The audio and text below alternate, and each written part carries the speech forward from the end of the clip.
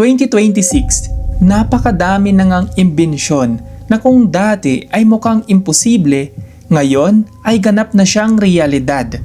Kung dati kailangan ng tao para i-drive ang isang sasakyan, akalain mo ngang may mga self-driving cars na.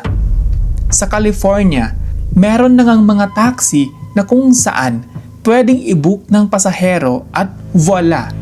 Darating ang electric vehicle na kung saan ay totally controlled ng AI. Walang driver. Akalain mo yun? Ang Waymo ay isang napakasikat ngayong kumpanya sa US, lalo na sa California. Sa syudad ng Los Angeles at San Francisco nga ay makikita ang napakadaming self-driving cars na ito. Ayun, kuha ba? Maganda ba yung background? Ayun, hindi pa tayo nakakapaglinis ulit. Ano ba naman? Hindi maganda yung background. So, focus. Yan, coveran natin para. Yun, goods. Self-driving cars. Usually, mga electric vehicle. Dito sa Canada, ang daming mga Tesla, oo, Cybertruck. Meron lang dumaan kanina, kulay itim. Napakaganda, nakarap. Ito yung main question dyan. Talaga nga bang safe? I don't think may nakita na akong Tesla na walang driver. Usually, meron pa rin nakaupo sa driver's seat kaso hindi na nila hinahawakan yung manibela. Yun, nakakita na ako ilang beses. Nakaganyan lang yung driver. Hindi niya kinokontrol yung manibela. So, napakaganda rin nun, no? Gusto kong matry yun.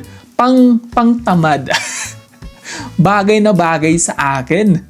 Hindi lang yan ang bago. Nagkalat na rin ang mga iba't ibang klase ng mga AI websites na kung saan Ultimo Video ngayon ay kayang-kaya ng i-create ng Sora AI.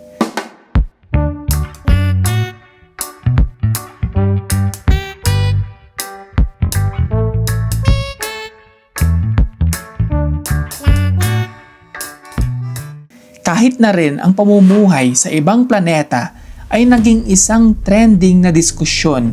Ang Tesla at Twitter owner nga na si Elon Musk sinabing darating ang panahon na magiging colony ng Earth ang planetang Mars. Ang kanyang kumpanyang SpaceX ang patunay sa kanyang statement na ito dahil sa naging misyon nila ang pagpapalipad ng mga space shuttle papunta sa kalawakan upang mapag-aralan palalo ang outer space.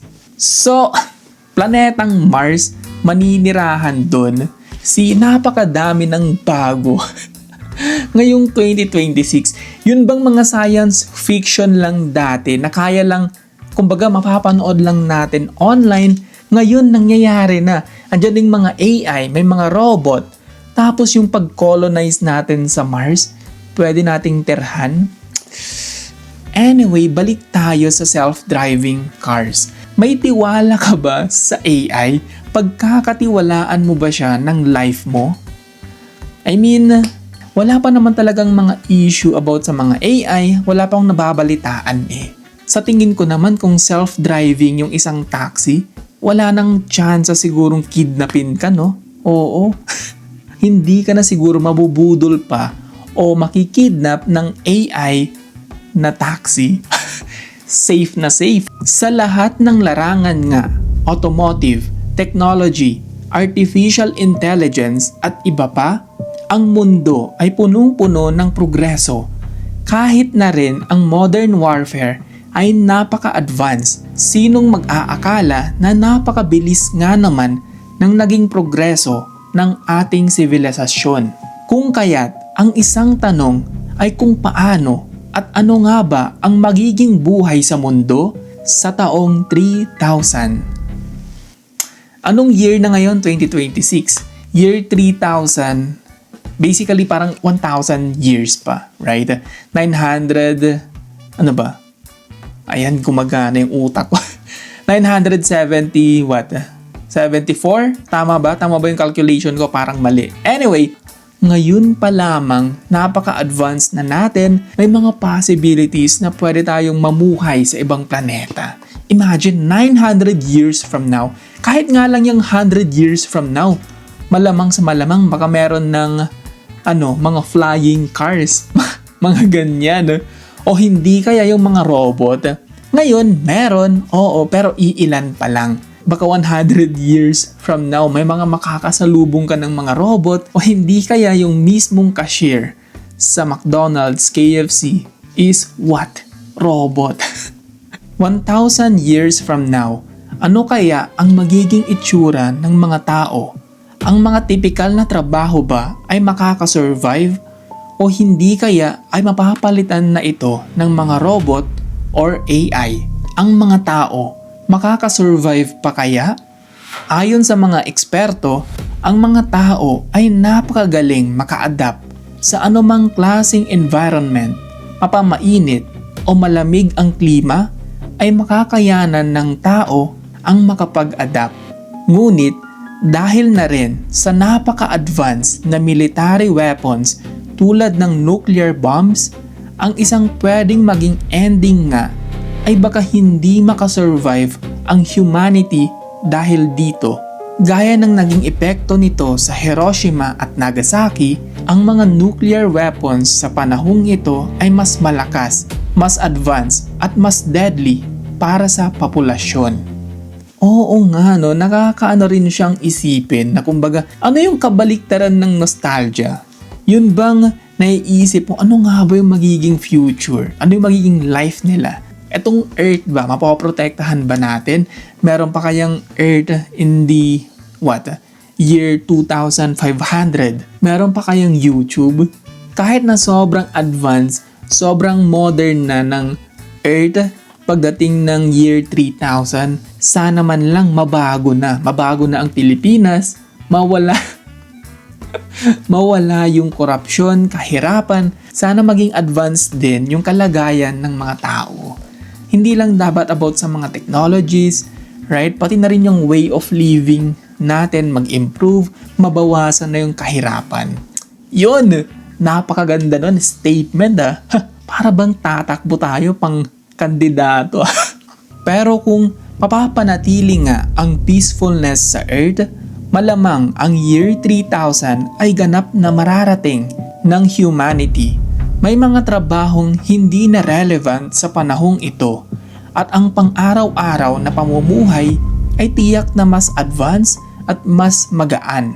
Ang technology, science at medicine din ay mag-i-improve to the point na ang mga sakit na walang lunas dati ay unti-unti na nating mahahanapan ng solusyon. Ang isang teorya din ay ang buhay ng tao ay pwede daw umabot na sa lagpas 100 dahil nga sa mas better na ang medicine at technology para gamutin ang mga sakit, ang lifespan ng isang tao ay pwede ring humaba. Ano rin kaya yung magiging usong damit, usong sapatos, usong hairstyle sa year 3000 in the future? Yun din yung maganda. Yung mga walang lunas na sakit ngayon, sana in the future mahanapan na natin ng solusyon, ng treatment. Basta sa akin, yun lang sana yung Pilipinas, gumanda rin, umayos, maging modern. May pag-asa kayang mangyari yon, mawala yung korupsyon, yung pondo talagang magamit sa magandang proyekto. Yun. Ang humanity din ay pwedeng maging hyper-intelligent dahil na rin sa pag-progress ng panahon at accessibility sa mga knowledge. At kung magiging successful man ang magiging colony sa Mars, pwedeng sa ibang universe din ay magkakaroon ng civilization ng humanity. Sa movie na Interstellar, ang humanity ay pwedeng mamuhay sa mga planetang dati ay beyond our imagination lamang. Ngunit, ang lahat ng ito ay simpleng teorya at prediction lamang. Sa kasalukuyan, may mga gyerang nagaganap sa iba't ibang parte ng mundo. May mga natural resources, ang araw-araw ay unti-unti ring nauubos. Maging hyper-intelligent ang tao, pwede rin, no? Pero sa tingin ko, yung mga flying cars, if ever man may flying cars na, feeling ko traffic pa din sa EDSA. May traffic pa din, no? Kahit na sobrang lawak na nga ng kalangitan, may banggaan pa rin, may traffic pa din. Yung mamuhay sa ibang planeta. Hindi ko alam, hindi ba dapat dito na lang tayo sa Earth? Alagaan natin ang Earth, hindi natin sayangin yung mga natural resources. If ever may colony na tayo sa Mars, imagine, no? Pero ngayon, ang afford ko lang is makapunta sa Mercury. Oo, that's it. Kuha kong paracetamol. Pero yun, napakaganda ng topic na to. Somewhat na may kabaliktaran ng nostalgic. Yun.